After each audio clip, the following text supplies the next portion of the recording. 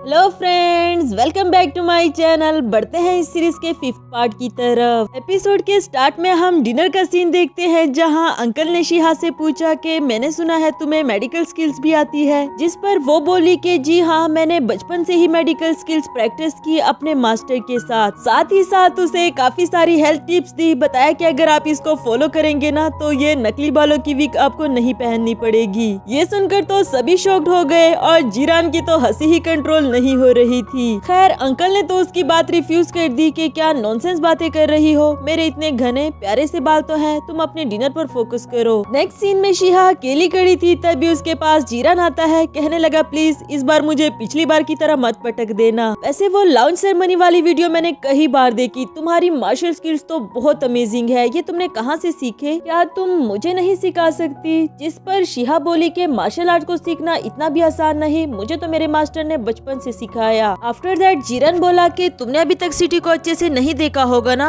क्यों ना हम इस वीकेंड पर कहीं घूमने के लिए जाए। शिहा उसके साथ जाना तो चाहती थी, पर इसके लिए उसे G5 से पूछना पड़ेगा, जिस पर जीरन बोला कि ये सब कुछ तुम मुझ पर छोड़ दो। इसके बाद वो शिहा को ग्रैंडपा के पास लेकर आया। कहने लगा कि ग्रैंडपा, क्या बिजनेस की बोरिंग बातें कर रहे हैं, चलो कुछ नई बात करें मार्शल आर्ट के बारे में। आपको पता है शिहा की मार्शल आर्ट स्किल्स कितनी अमेजिंग है, लास्ट टाइम इसने मुझे कितनी बुरी तरह से पटक दिया था। फिर वो शिहा को मजबूर करने लगा कि एक दफा फिर से सबके सामने करके दिखाओ, ताकि सबको इस बात का यकीन आ जाए। ना चाहते हुए भी शिहा को करके दिखाना पड़ा, जिससे जीरन के हाथ में पकड़ा हुआ पानी मिस्टर वही के ऊपर गिर गया, जिसे साफ करने के बहाने जीरन उनकी विग उतार देता है। असल में वो ये कंफर्म करना चाह रहा था कि जो शिहा ने कहा वो सच है या नहीं। बेचारे अंकल तो एम्बेरसमेंट के मारे फौरन वहाँ से चले गए और ग्रैंडपा भी इसकी चाल समझ तो गए थे। नेक्स्ट सीन में G5 शिहा को घर छोड़ने के लिए आया था और इतने बैकवर्ड एरिया में उसका घर देखकर पूछने लगा कि जब ग्रैंडपा तुम्हें घर लेकर देने वाला था तो तुमने मना क्यों किया? तो शिहा बोली कि उनके पहले ही मुझ पर इतने सारे एहसानात हैं, मैं उनका एक और एहसान लेकर खुद पर बोझ नहीं बना सकती। उसके जाने से पहले शिहा ने उससे उसकी इलनेस के बारे में पूछा, जिस पर जीरन ने उसे बता दिया कि अगर मैं ज्यादा ब्लड देख लूं तो फिर मैं बेहोश हो जाता हूं। अभी तक डॉक्टर्स भी इसका इलाज नहीं ढूंढ पाए, अगर उस दौरान मैंने तुम्हें ऑफेंड किया हो तो प्लीज मुझे माफ कर देना। जिस पर वो बोली कि नहीं, तुमने तो कुछ भी गलत नहीं किया, बल्कि तुम तो काफी ज्यादा पोलाइट हो गए थे। आई होप कि मैं तुम्हारी इस डिजीज का इलाज ढूंढ पाऊँ। इसके बाद G5 वहाँ से चला गया, इसको ये बता कर के मेरी इस बात को सीक्रेट रखना।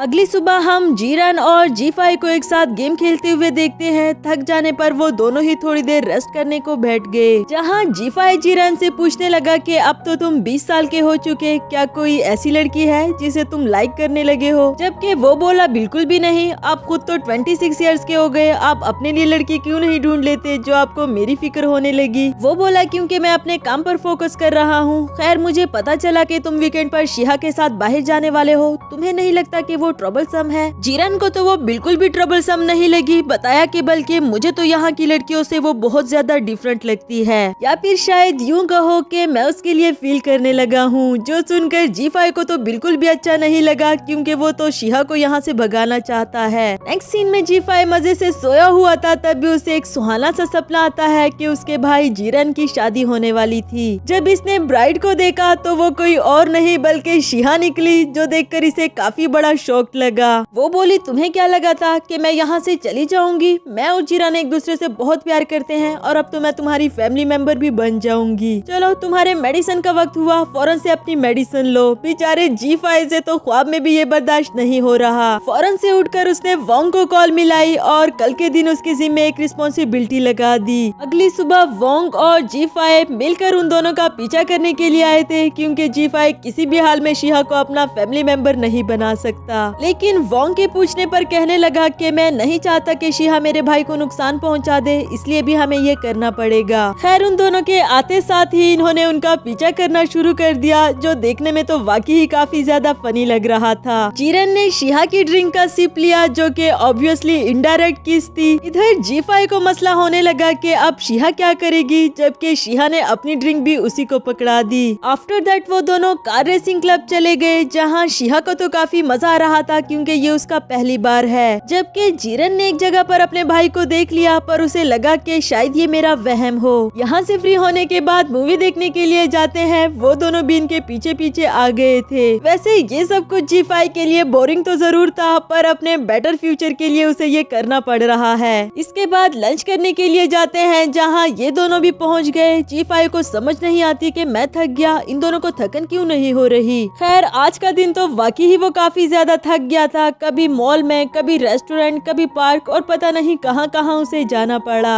नेक्स्ट सीन में झूले लेते हुए जीरन उसे बता रहा था कि आज मुझे बहुत अच्छा लगा यहाँ तुम्हारे साथ आकर, क्योंकि इससे पहले मैं कभी भी नहीं आया। यहाँ शिहा ने उससे सवाल किया कि क्या तुम बचपन में अपने पेरेंट्स के साथ यहाँ पर कभी भी नहीं आए? तो जीरन ने बताया कि जब मैं बहुत छोटा सा था तो मेरे मामा बाबा की डेथ हो गई, इसलिए मैं उनके साथ लाइफ को एंजॉय नहीं कर पाया। ये सुनकर शिहा को भी काफी अफसोस हुआ। बताया कि मुझे तुम्हारे साथ बहुत मजा आया, पता नहीं क्यों बायोलॉजिकल ब्रदर्स होने के बावजूद भी तुम और जी5 एक दूसरे से इतना डिफरेंट क्यों हो? तुम इतने कूल माइंडेड, काइंड और बिल्कुल नॉर्मल बिहेव करते हो, जबकि जी5 इतना रूड, हर वक्त तो गुस्सा उनके नाक पर चढ़ा रहता है। कभी कभी तो मुझे ऐसा लगता है ना कि वो मुझे अपनी बातों से ही खा जाएगा। जिस तरह वो जी5 की पैरोडी करके दिखा रही थी, ये देखकर तो जीरन को भी हंसी आने लगी। पूछा कि कहीं ऐसा तो नहीं कि तुम मेरे भाई को लाइक करने लगी हो? शिहा बोली कभी भी नहीं, हम दोनों तो दो डिफरेंट वर्ड से है, ऐसा कभी भी नहीं हो सकता। जो सुनकर जीरन को भी सुकून मिला। तो पीछे ही बैठा जी5 सोच रहा था कि ये दोनों आखिर किस बारे में बात कर रहे होंगे जो इतना हंसकिल रहे हैं। लेकिन यहाँ से हमें एक बात का तो थोड़ा सा अंदाजा हो गया कि शायद जीरन शिहा के लिए फील करने लगा है। आफ्टर दैट दोनों वहाँ से चले गए और जी5 सोच रहा था कि अब ये कहाँ जाने वाले हैं, मेरा सारा दिन तो बर्बाद कर दिया। जबकि वोंग को तो ये जॉब काफी ज्यादा पसंद आई, इस पर तो जी5 भी उसे कुछ नहीं कह पा रहा। नेक्स्ट सीन में हमें दिखाया गया कि वो दोनों एस्केप रूम गेम खेलने के लिए आए थे, जहाँ शिहा जीरन को बता रही थी कि तुम फिक्र नहीं करो, मैं तुम्हें प्रोटेक्ट करूंगी। वोंग और जी5 भी उन दोनों के पीछे पहुंच जाए, उनकी टीम का हिस्सा बन जाते हैं और वोंग को वार्न कर दिया कि अंदर जाकर मेरा नाम मत पुकारना। यहाँ सबसे ग्रीटिंग करते हुए शिहा जी5 को पहचान ही लेती, पर उसकी किस्मत अच्छी थी क्योंकि एंड टाइम पर गेम स्टार्ट हो गई। सारे मिशन कंप्लीट कर लेने के बाद यहाँ एक लास्ट मिशन बचा था, जहाँ इनको ब्राइड और ग्रूम बनना है। जिन दोनों की आज यहाँ पर शादी हो गई तो वो हमेशा के लिए लवर बन जाएंगे, ये कहना वहाँ पर फेक डीमन का था। अब जी5 तो किसी भी हाल में ये होने नहीं दे सकता, इसलिए उसने शिहा को अपनी तरफ खींच लिया। बताया कि ये मेरे साथ है, हम दोनों की शादी करवाओ। जीरन और जी5 की तो लड़ाई ही छिड़ गई, दोनों ही शिहा को अपनी तरफ खींचते रहे। खैर यहाँ फेक डीमन ने दोनों से ही वजह पूछी, जिस पर जीरन बोला कि ये लड़की बहुत प्यारी है, बहुत काइंड, इसलिए मैं इसके लिए फील करने लगा हूँ। तो दूसरी तरफ जी5 बोला कि